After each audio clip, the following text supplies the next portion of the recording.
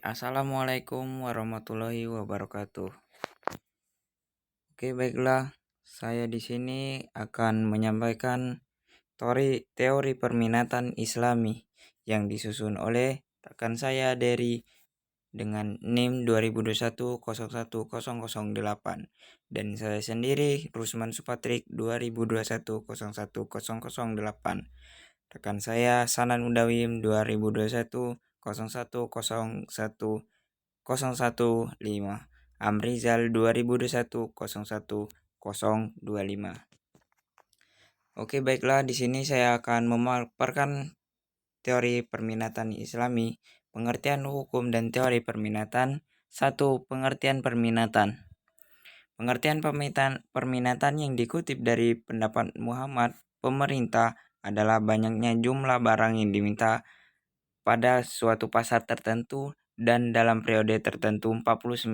Sedangkan menurut Paul A. Samuelson dan William, permintaan adalah jumlah barang yang diminta oleh konsumen dalam suatu pasar yang jumlahnya tergantung dari jumlah pendapatan yang diperoleh dan terdapat hubungan yang pasti antara harga pasar yang baik, kuantitas yang diminta dari yang baik. Hal-hal lain tetap konstan. Hubungan antara harga dan kualitas membeli disebut jadwal pemerintahan atau kurva permintaan. 2. Hukum permintaan. Menurut Muhammad, hukum permintaan adalah bila harga suatu barang naik, maka permintaan barang tersebut akan turun. Sebaliknya, bila harga barang tersebut, maka permintaan akan naik. 52. Atau dengan kata lain, hukum permintaan adalah makin rendah suatu barang, maka akan banyak permintaan terhadap barang tersebut.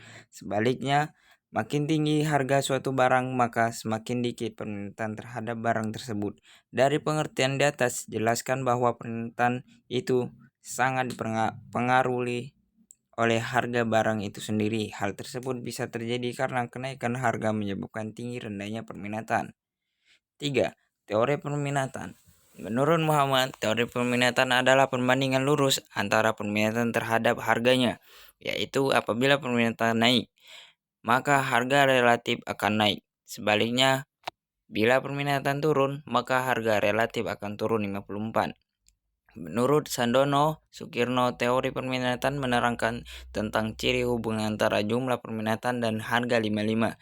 Jadi, teori yang menerangkan adanya hubungan antara permintaan terhadap harga ini merupakan pernyataan positif yang biasanya kita kenal dengan teori permintaan.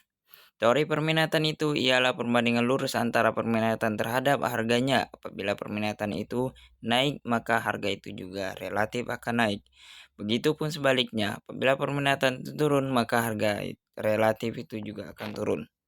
Kesimpulan, dalam ekonomi Islam, setiap keputusan ekonomi pada seorang terkait dari nilai-nilai moral dalam agama, karena setiap kegiatan senantiasa dilandaskan kepada syariah atau berlandasan dengan Al-Quran dan atau hadisnya. Pandangan ekonomi Islam mengenai teori permintaan relatif sama dengan ekonomi komersial. Terima kasih. Saya telah memaparkan sebuah makalah dari kelompok 5. Wassalamualaikum warahmatullahi wabarakatuh.